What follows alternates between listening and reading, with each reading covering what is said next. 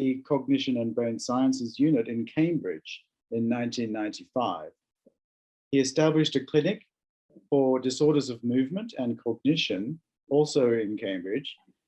And since 2006, he has been working in the Department of Psychology at the Center for Clinical Brain Sciences and the Center for Cognitive Aging and Cognitive Epidemiology at the University of Edinburgh.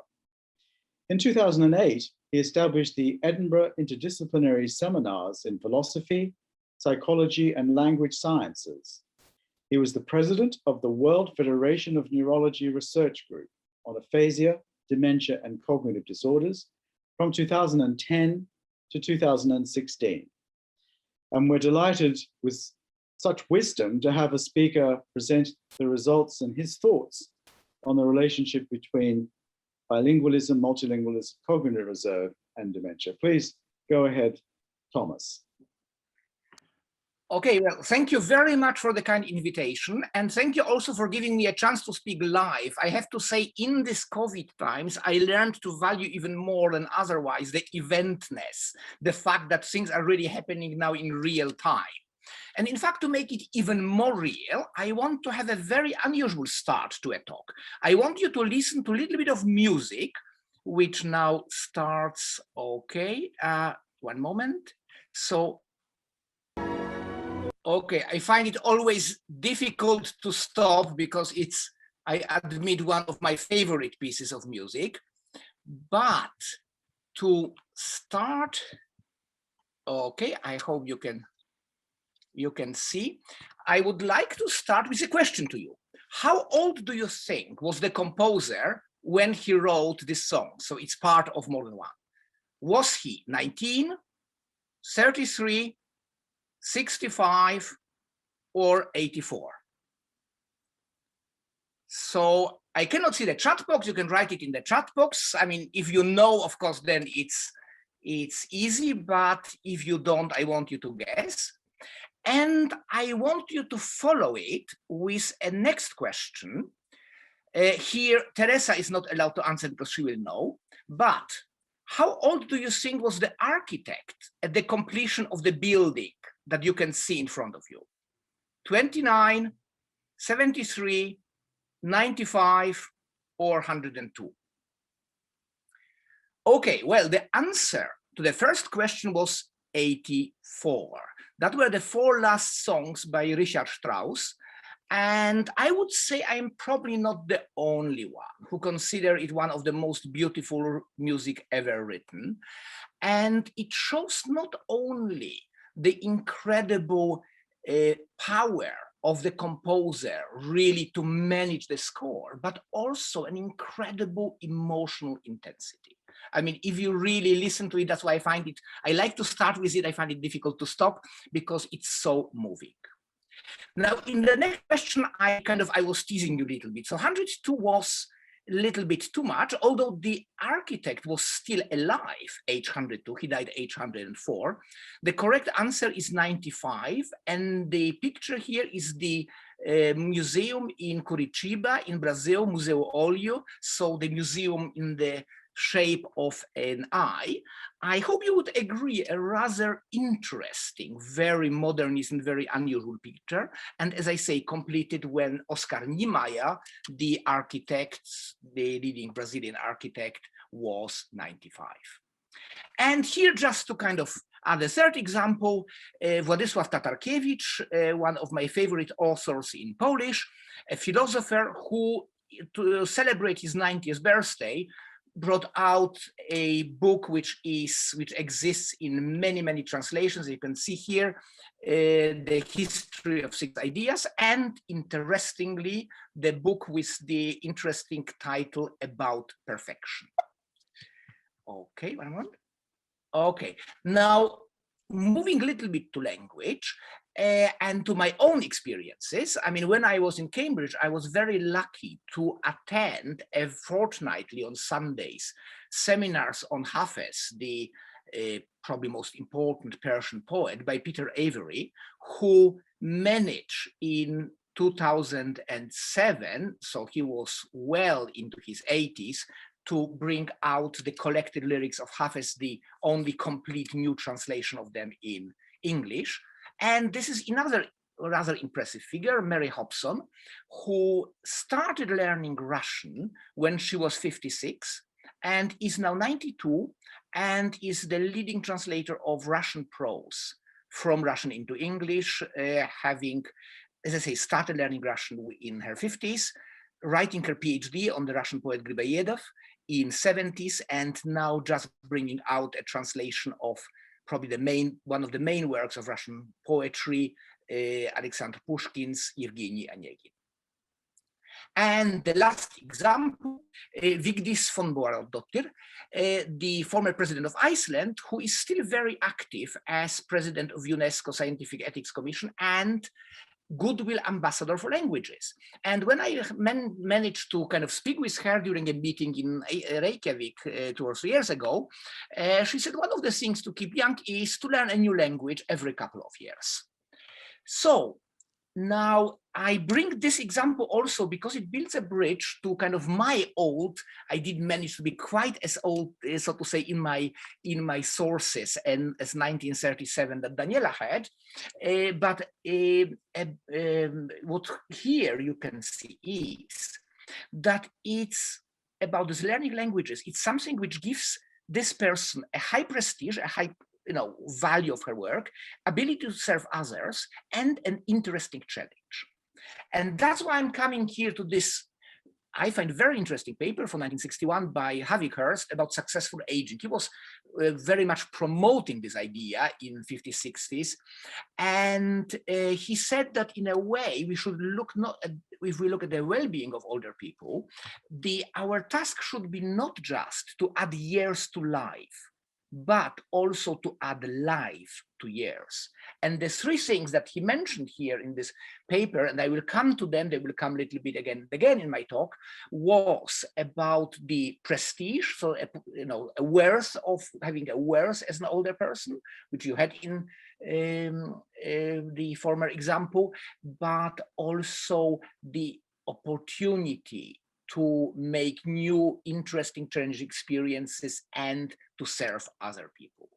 Now, he contrasts what were the kind of dominant theories at that time, the activity theory, about the maintenance of middle-age activity. So the idea is that we try to maintain as much activity as we had in middle age, and then if we can't do it, we have to substitute it through something. But in a way, it's not explicit, but implicit there, that the substitute will be an inferior one. So only if you cannot continue as you do, you try to substitute.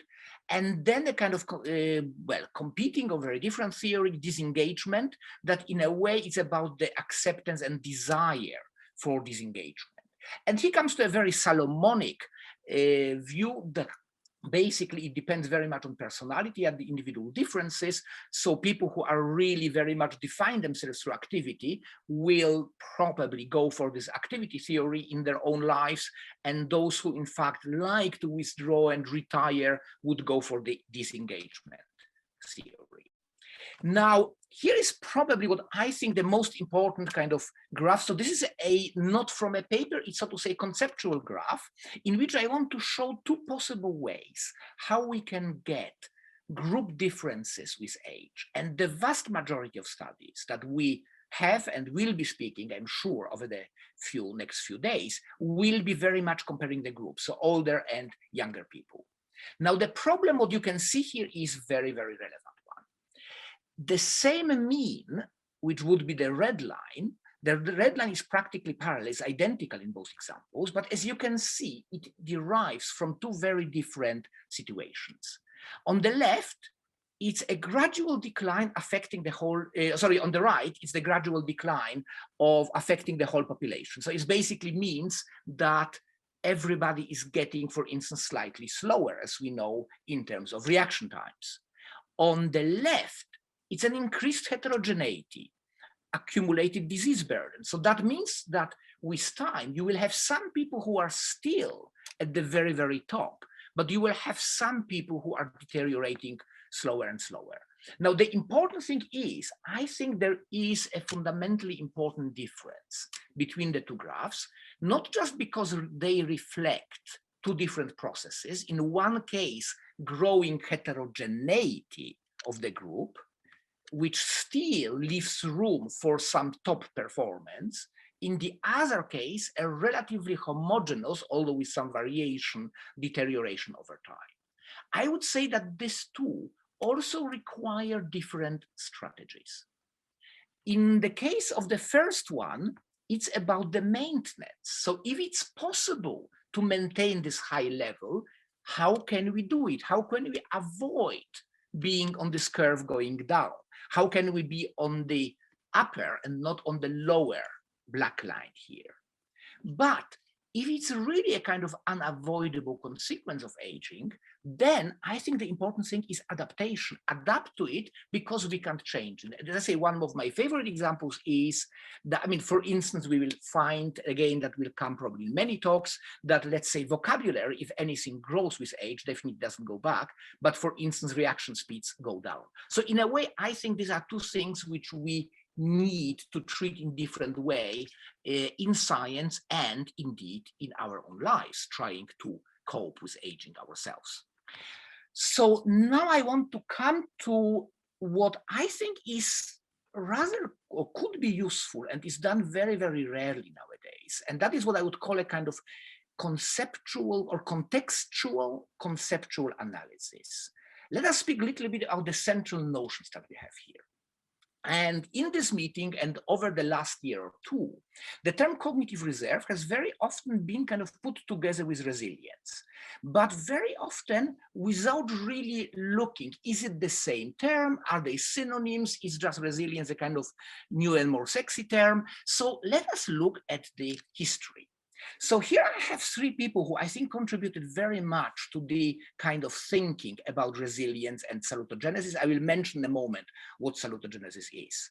So interestingly, all of this is in the context of psychiatry and mental health. In fact, they all three had psychoanalytic background. And the question for all three was, how can we maintain mental health despite extreme adverse effects? The person on the top is Viktor Frankl. Many of you will have heard about it. And I think he went probably through the worst experience that you can think of. He was himself imprisoned in a concentration camp, being a Viennese Jew. His wife was murdered, his parents were murdered, most of his family was murdered. He escaped just with life. And then 1 year after the Second World War, he started writing books. He wrote a book, Trotzdem Ja zum Leben sagen, despite all, say yes to life. And his idea was logotherapy, that what helped him is to find meaning. And in a way, he, as I say, it's certainly an incredibly impressive figure. And the question here is, how can you survive in concentration camp and maintain mental health? As you can see, he had a very long, but he died in his 90s, and a very productive life. He was publishing until his 60s, 70s. Now, the Aaron Antonovsky had a very similar point of departure. He was an American Israeli psychiatrist, and what he was stunned when he went to Israel was, he was looking at women, was originally interested in menopause and so on, but then of course realized that many of those women were in concentration camps. And he realized that basically a relatively healthy mental health and good social contacts, family, and so on, was present in about 51% of all people and 29% of those who survived concentration camps. So again, in his book, Health, Strength, and Coping, and then further, he said, well, we should not only look at pathogenesis, at what makes people ill, pathogenesis, but also what makes people healthy, salutogenesis. So his idea was basically to have a balance of factors which bring disease and factors which bring health. He was influential in some circles, but it didn't really become that popular. I think probably the more popular term is resilience. Again, it goes back to much earlier work, but I think a person who certainly made it very popular is another survivor of Holocaust, Boris Cyrulnik, a French psychiatrist who was hiding during the Second World War because he came from a Jewish family. Again, his parents were killed. And a famous book by him, 1991, is La naissance du sens, the birth of meaning. So in a way, you recognize a certain theme in all those approaches. And by the way, he was also very much influenced by attachment. I will come to it later on in the work of John Bowlby. Now, firstly, the term resilience, interestingly, comes originally not from psychology, but from material science. So from about 17th century, it was used from the Latin resilire, and therefore resilience, springing back, rebounding. So that were the materials that are, so to say, stable. You can construct something because they don't get destroyed. So it was originally applied to materials, but then, as I mentioned, across the 20th century, it was applied to extreme adverse experiences, to extreme persecution, including concentration camps, but also other strand of work was looking at deprived children who grew up as orphans or as children of alcoholic or mentally ill parents, unpredictable and so on. And then again, the question how some of them manage to build up a healthy mental life. And they were different mechanisms discussed here. One along the traits, to what extent, and in a way it reflects a little bit the kind of the ambiguity of the term resilience. Resilience can be, so to say, kind of static resilience. So you find one of the synonyms of resilience is toughness. So that would be a trait. And the other is elasticity. That would be the process. So in a way, I find in this term already we have this interesting combination of the static trait, toughness, and dynamic process elasticity. They are biological explanations, so maybe a different cortisol response, homeostasis, hormonal responses, and so on. They are psychological theories, attachment and coherence. Attachment, as I say, very, very important in interpersonal relationships, and what I would even call philosophical explanations, meaning, so probably Viktor Frankl could be described as a philosopher as much as a psychiatrist, like, by the way, Karl Jaspers, another figure who kind of straddles philosophy and psychiatry. Now, in a relatively recent, I mean, not that recent, but I mean, relatively recent review, Herman et al. Noted that there is a certain lack of consensus about exact definition of resilience, but most definitions use similar domains. So I would say probably academics, I mean, we need to debate, we need to have slight differences in our definitions, but I think if we look at the common themes, they are quite discernible. So it's positive adaptation or the ability to maintain or regain mental health despite experiencing adversity. And I think the examples I gave you before would be all very good illustration of that. And the two key concepts here is the dynamic nature of resilience throughout lifespan and interaction with major domains of life function, and one which I want to stress, as I say, going back to John Bowlby's work, attachment. Now, interestingly, the term resilience, and I find it always interesting to look at kind of recycling of ideas, particularly since recycling became now a positive term rather than negative, maybe 10 or 20 years ago, that the term resilience also went into the so-called third wave of behavioral therapy, mindfulness, and from there to business. So if you put resilience now into Google, I will guess that probably 7 or 8 out of 10 hits will be about business. So it's very much used in terms of change management, uncertain time, crisis, adaptation to crisis, both in terms of individuals and companies, and then later even growth mindset, grit, and so on and so on. Now, by the way, I will come to it in the very end. I find it very interesting the kind of the dialogue, or maybe an interaction without reflecting very much between the language of business and organizational studies and the language of medicine, neurology, and psychiatry and psychology on the other side. But I would generally say my fear is, I think the term resilience is in fact quite useful to use in the context of cognitive reserve and so on.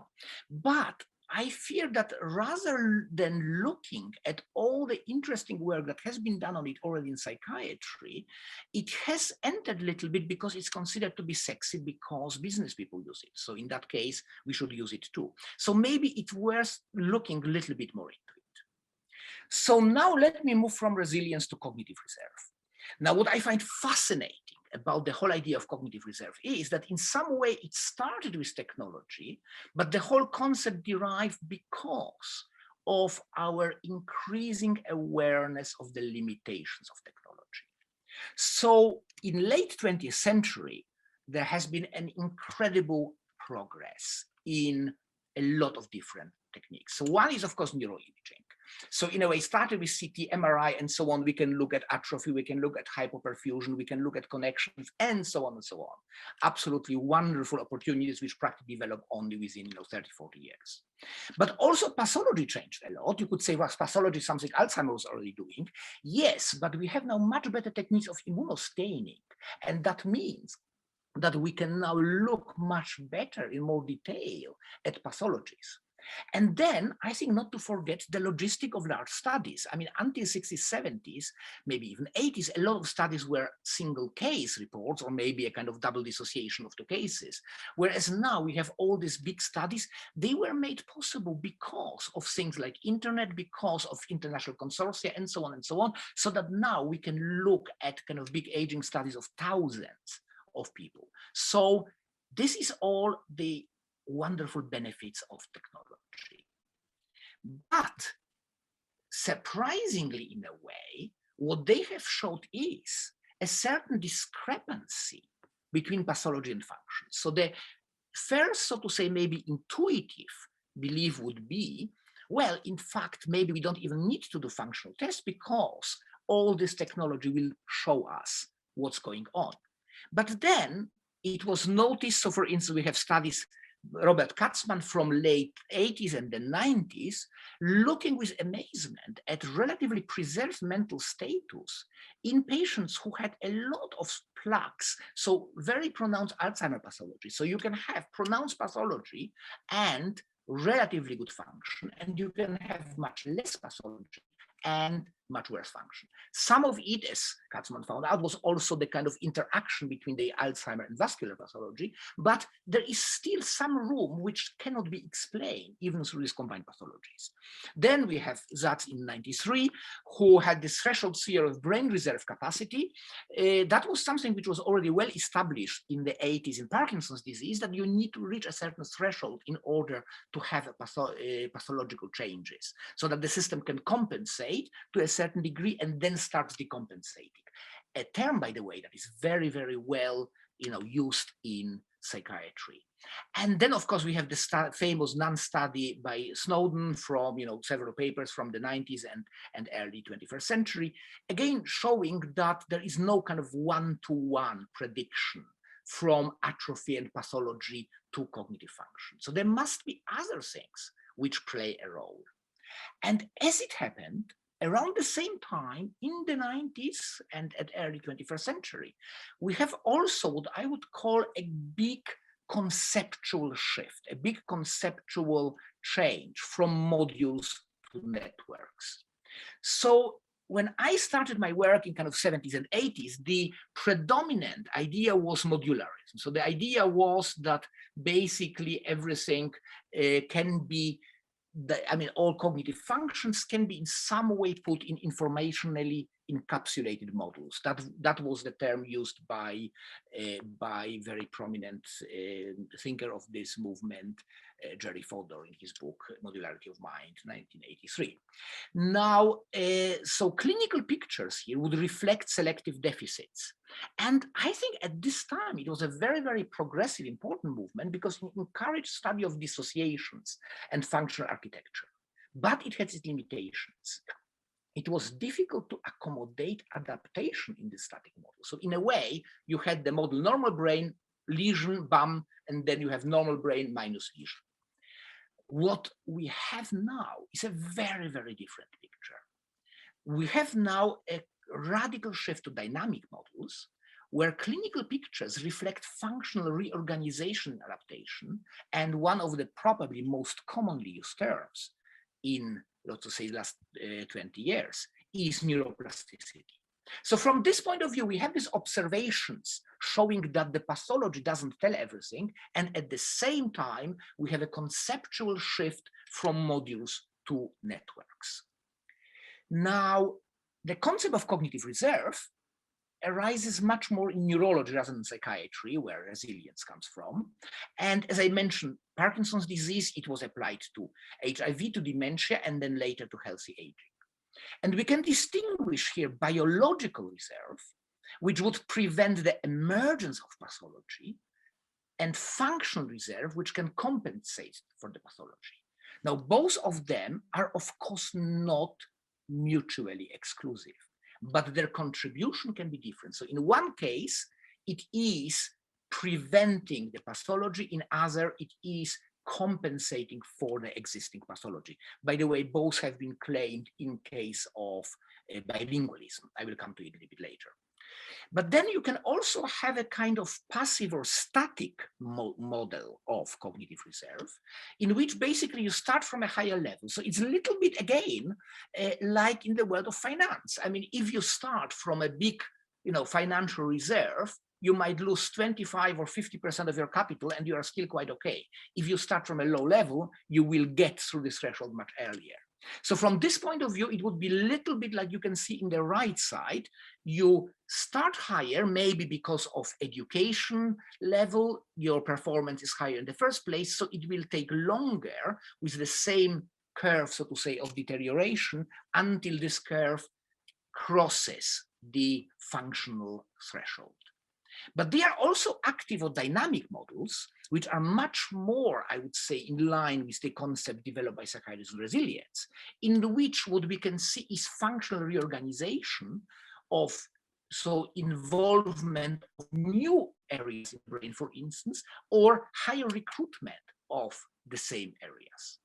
And in this context, we have, the term that was used by Daniela of brain maintenance with prevention of pathology. And as I say, I was really impressed that Daniela found this Rothschild 1937 papers. So I very much recommend, as you know, all the talks are recorded. You can listen to Daniela's talk, and many of you will have heard probably hers before listening to mine anyway.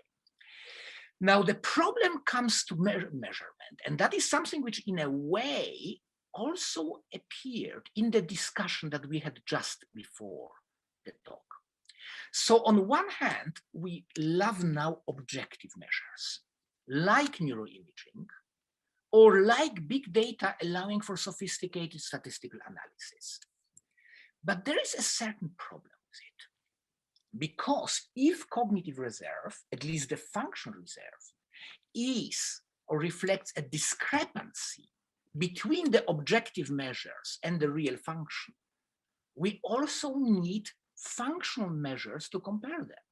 So in other terms, and by the way, that is not only in neurology. So let's say there is a very a lot of interesting research about pain and disc prolapse, where, for instance, MRIs pictures show that some people might have quite pronounced prolapse and are still functioning quite well, and others have less of a prolapse, excruciating pain, a lot of analgesics in wheelchair, and so on and so on.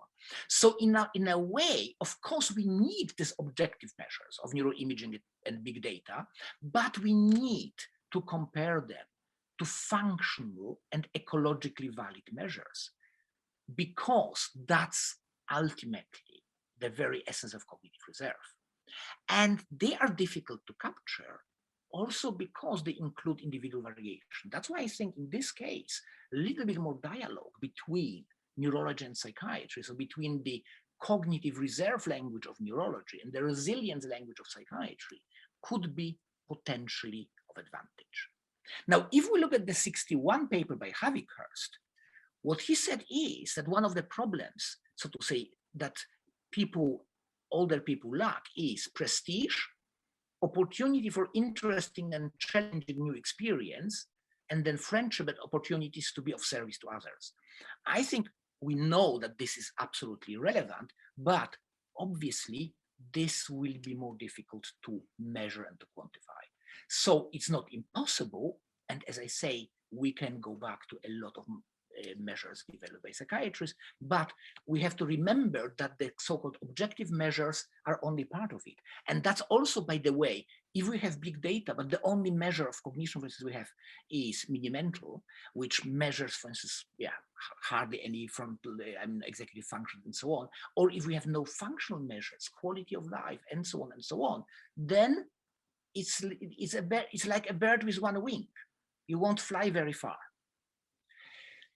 Now, another thing to kind of mention, and that goes back, so you will recognize this picture here about the dementia.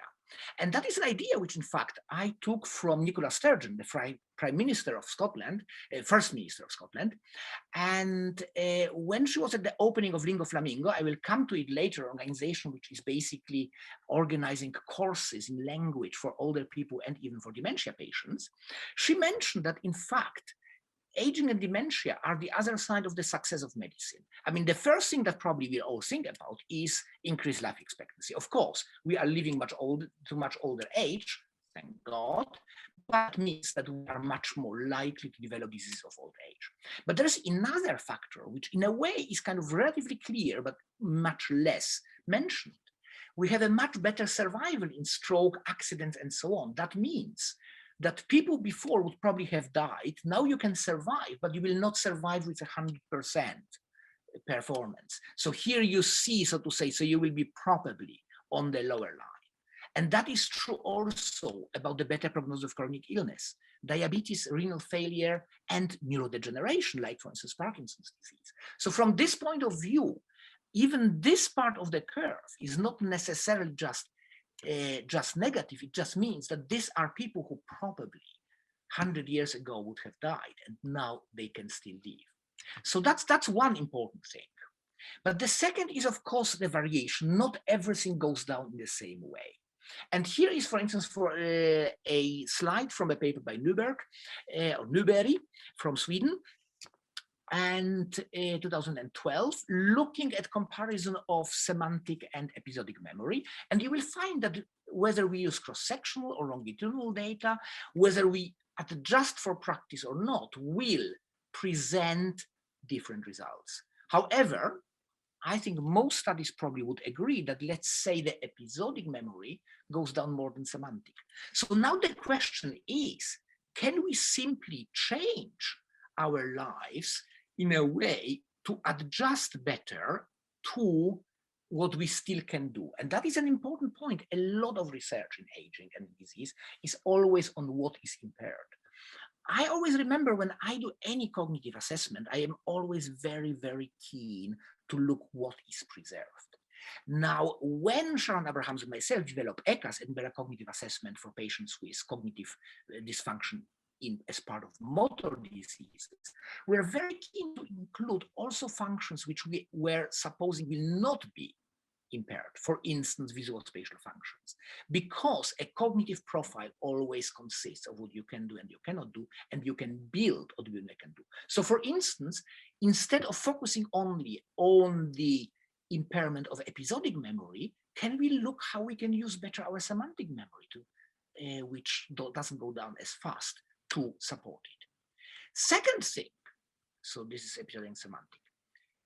Second thing which I find very important is improving the assessment. So here you have several papers showing that some studies showing a decrease in age were in fact not due necessarily to decrease in age, but to the testing. So for instance, a lovely study about the breakfast test. So it was hailed as a test showing that older people cannot do dual tasking, a computerized test where you have to do kind of breakfast table. And my colleague from Edinburgh, Sarah Macpherson, did a wonderful study with one of her students looking at the same patient, the same test, but now using real life props rather than the computers. The effect disappeared.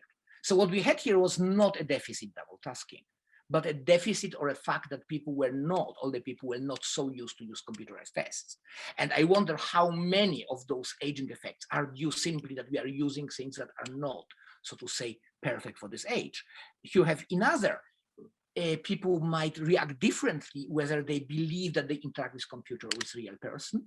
And in fact, for instance, and I mentioned that with the compensation, people might also, older people might be worse when they have only one cue, for instance, only visual, only auditory, but if you provide both, then it brings them over the threshold. So from this point of view, we have to look also at ecological validity of tests. Brings me to a very, very important point, because I don't think that the fact that we have, so to say, all this, I would say, middle-age based tests applied to older people is by chance. Let me now take you far away in time and place to the Indian tradition of the 4 stages in life, 4 ashramas. In Indian tradition, you start your life as a brahmacharya, so the disciple, learner, student learning. Then you are grihastha, father of the house. It comes from griha, house, which is basically the householder. That's the active middle age. And then at a certain age, you start to withdraw in the forest, vanaprastha. Vana comes from vana meaning forest. And then some people might reach the highest level of kind of renunciation, which is sannyas. And the idea is that all these stages have something important in them. It's not that one is just preparation for the other, or one is just destruction. Now, if you look at our view, I would say we have a little bit of brahmacharya, then we have a lot of grihastha, that's middle age, that's the optimal functioning, and then you have the really bad vanaprastha. So in a way, we arrive at the model of a deficit theory of childhood and aging. So childhood and youth, they are only incomplete adults. They are just waiting to become middle age. Middle age, that's perfect, complete adults. And then in aging, it's all about decay. So aged people are basically deficient adults. I don't think it's a terribly helpful model. And by the way, that was certainly not a model that Havighurst had, also very much influenced by Erik Erikson, ideas about the development and so on and so on. So I think we need to move towards a non-ageist aging research with idea of development, which starts at conception and ends only with death.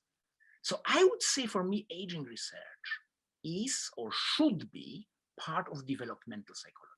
Developmental psychology is not about childhood. Developmental psychology is about all our developments from birth to death. And now just quickly, because there were a lot of questions about bilingualism, so I thought I will mention it, and I'm sure that some of the questions that we didn't manage to discuss after Daniela talk may come after mine. That is, for instance, the study that I was just mentioning in the discussion with Daniela. The question of language learning is often, how can we address the issue of reverse causality? Is it that learning languages makes you clever, or is it that being clever makes you more likely to learn languages? So what is the cause, what is the effect? And here, the Lausian birth cohort of 1936 was really a brilliant way forward. So people who were born in 36 tested when they were 11 in June 1947, and now being retested in the 70s and 80s. And we found that those who reported to be able to communicate in L2. So again, this is not about childhood learning. It was after 11 that they learned as a language. And it's not about perfection. It's about the usage, a very, very important point that Daniela made before, how important the usage is. It's not about abstract competence. It's about the practical use that matters. And we found specific effects of bilingualism. So basically, also when we control for childhood intelligence, people perform better than you would predict on the basis of the childhood intelligence. Obviously, if you had high childhood intelligence, you are more likely to be, so to say, on the top. If you started very low, you are more likely to be low, but you go higher up, so to say, than predicted if you learn in other language. And then in other studies, which I think are well known, I mean, I don't want to speak very much about this because Ellen Białystok will be speaking in this series as well, and I think it's best to hear it from her, being the absolute leading figure in this field. So she did the study in 2007, suggesting a 4-year delay in dementia onset in patients with who are bilingual, and we did a very similar study in Hyderabad with Suvarna Alladi, whom you can see here. And the reason why Hyderabad was interesting is because you can dissociate their immigration and bilingualism, because Hyderabad has been a very multilingual place for hundreds of years, more than 500 years. So that means those people were not immigrants. So you can forget immigrant effect. That doesn't explain anything in Hyderabad.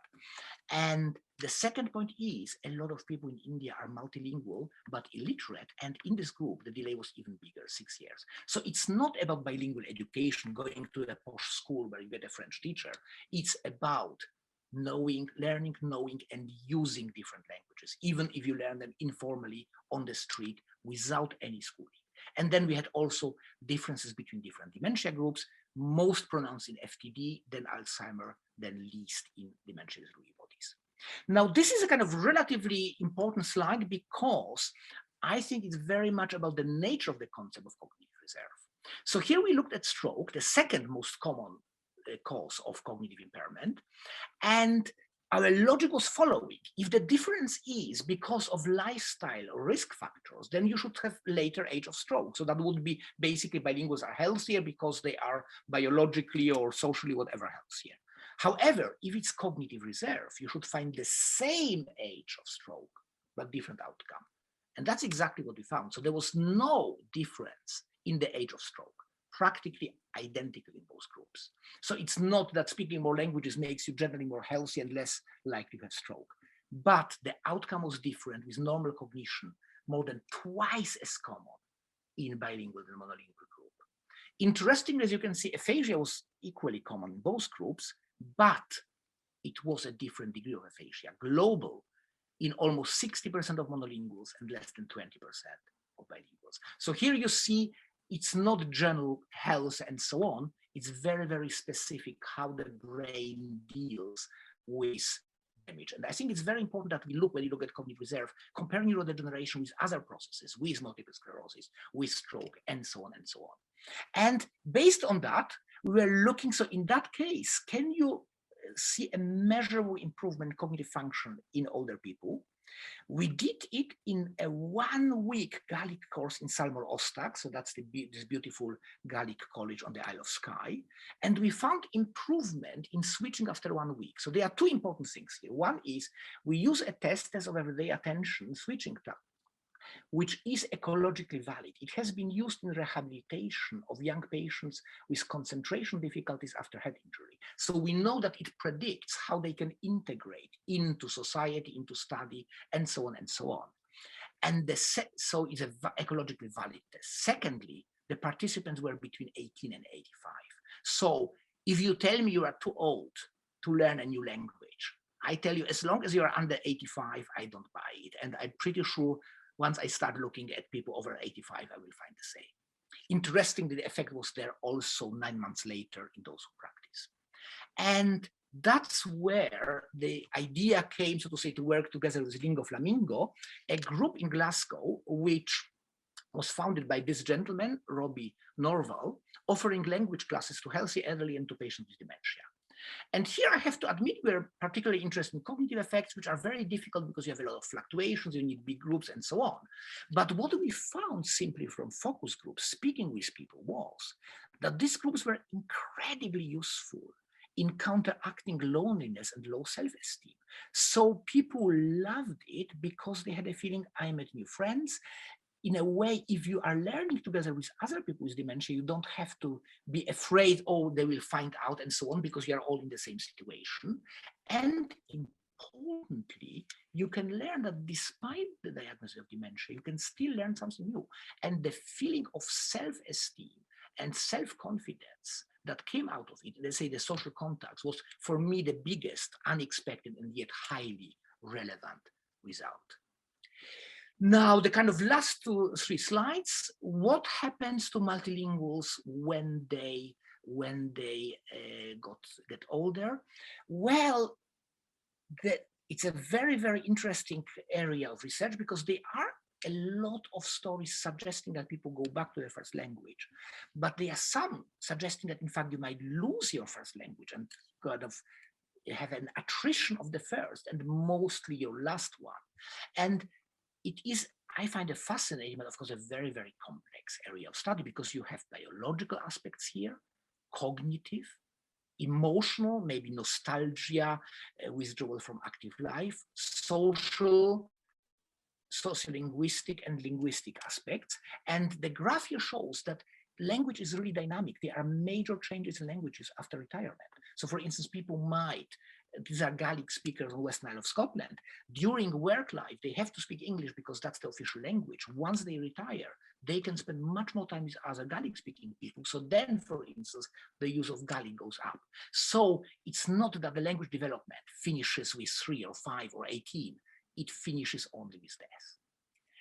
And you have, from our first studies, an incredible variety of different things. So a lot of people report no change. Sometimes you can have equal changes in all languages.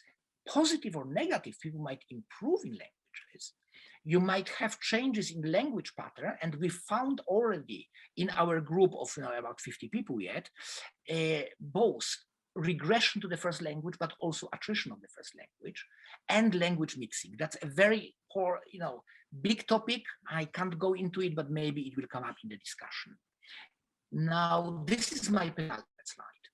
And I think I was speaking so far about global trends, but I think they can and should have a local flavor. So for instance, in China, there is this wonderful tradition of the Confucian 6 arts, which are listed here. And if you look at them, they are in fact incredibly well chosen.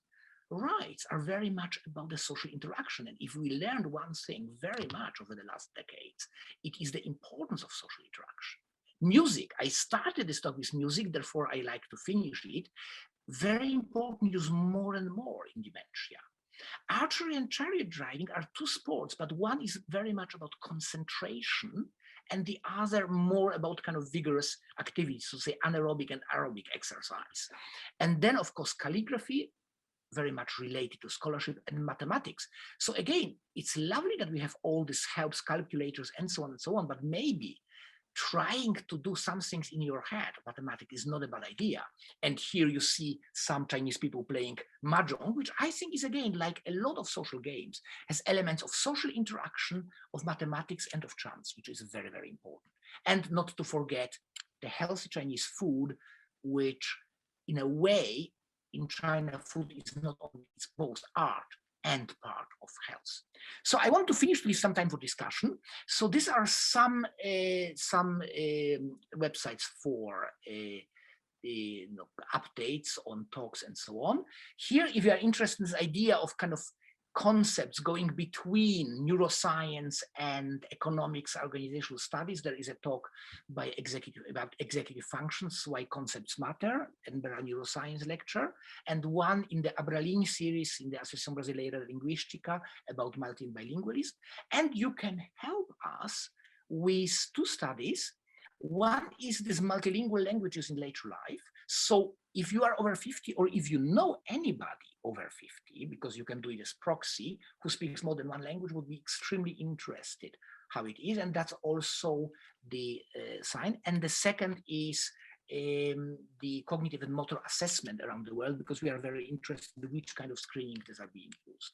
And last but not least, I'm quite active on Twitter, so we can continue a discussion we have now also via Twitter. Thank you very much for your attention, and looking very much forward to the discussion.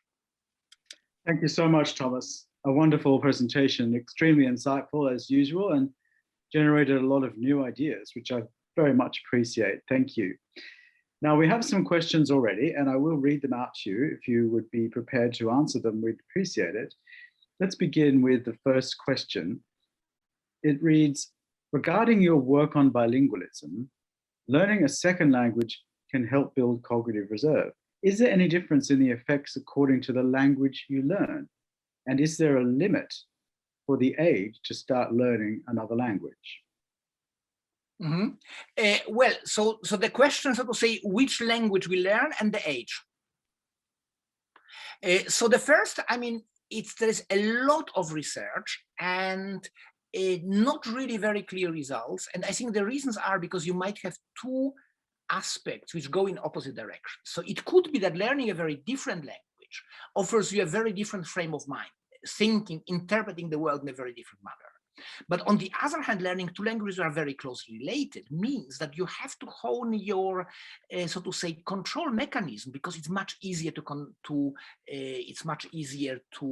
confuse them. And that is, of course, something which, Brennan, you will know very well from, I think, your work with Drubin in, for instance, on Cantonese Mandarin versus let's say Cantonese and English in Hong Kong, that in fact there are studies which suggest that in fact two closely related languages might have the special effect. So my advice is very simple.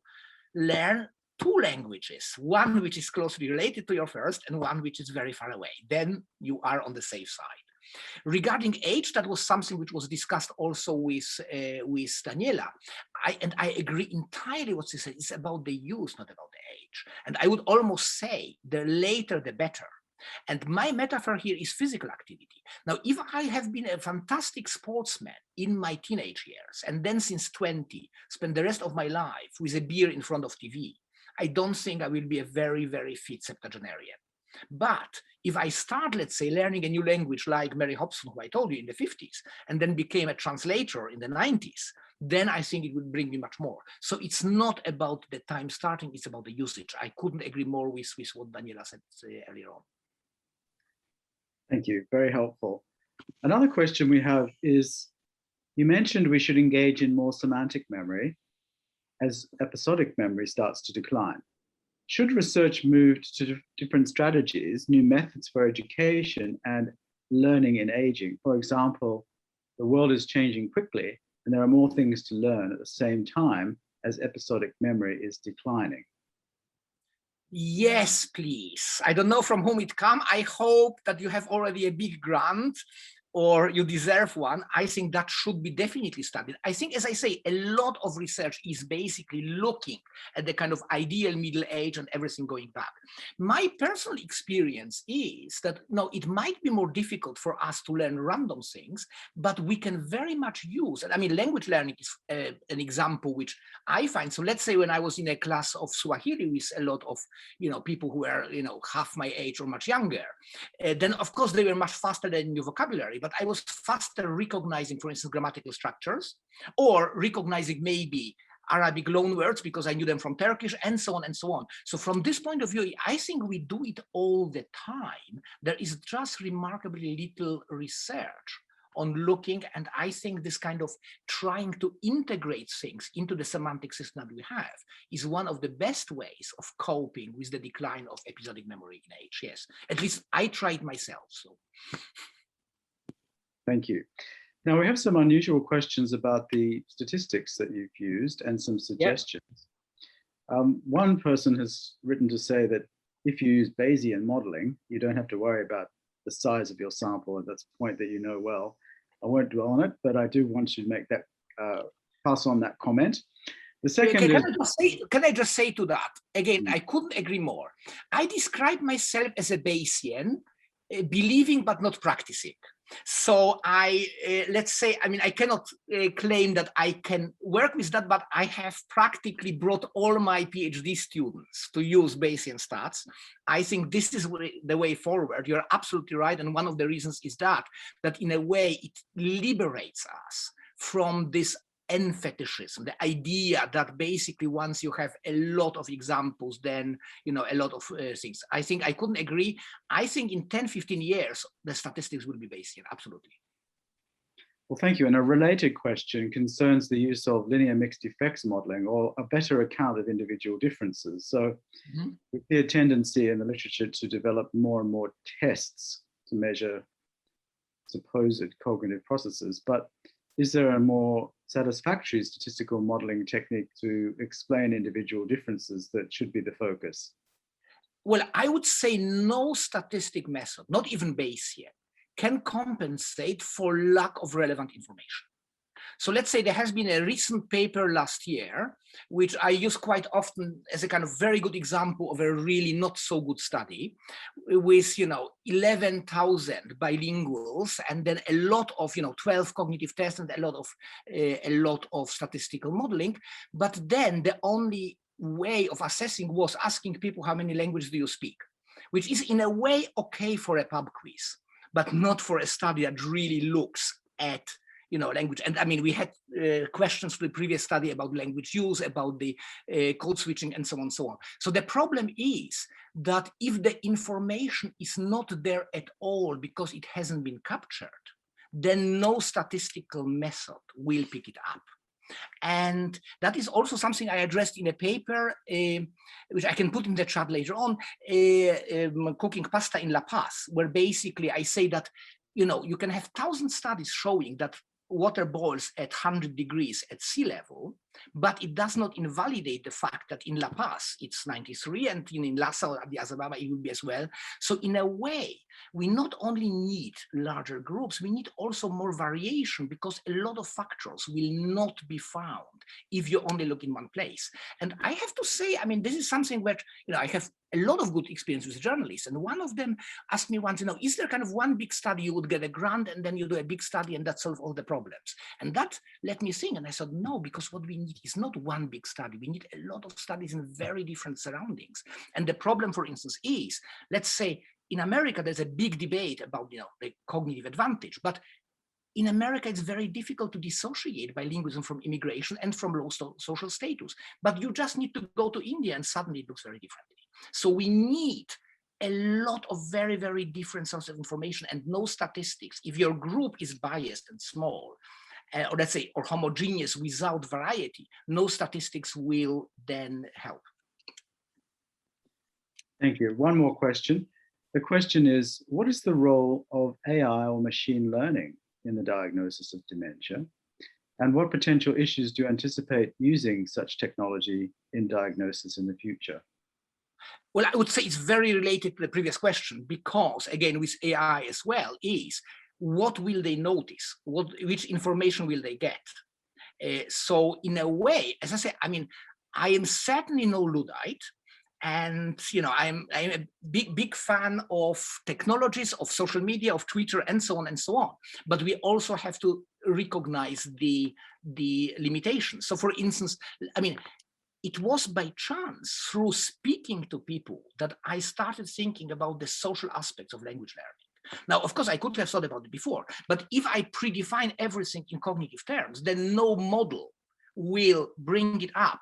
Sometimes it's simply good, and we forget it sometimes in our time of all this technology. Sometimes it's simply good to sit down and speak with people. Thank you, and so appreciative that you're willing to answer these questions from such a variety of audience members. I would just finish, I think, with one final rather interesting question, which is, if your hearing is declining as you get older, what do you suggest when learning a new language? Would it be better to use just reading and writing?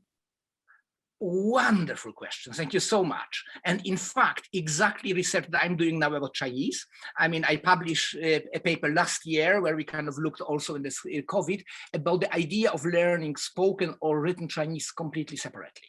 So this is, I think Chinese is a wonderful example, because you can learn the written and spoken form much more, so to say, separately than any other language that I know of. Of course, I realize that you still have the phonetic elements in the characters and so on and so on. So there is connection, but you can still you can do it relatively or better than most other languages. And I think that's a fascinating question. I would say learning written language probably is important as well, but there's very little research, and that's exactly an area where I'm working at the moment. So if you have any ideas, please email me. I will write my email as well in the chat box. I am very, very interested in the question of learning written versus spoken. I mean, that's a very much under-researched question. Thank you again, Thomas. We have to finish there, but we will certainly connect you to interested people online, and very grateful for your willingness to let us share your presentation post-event. And please join me in thanking Professor Bach for his incredibly insightful presentation today. Thank you very much, Professor Bach. Thanks a lot for the invitation.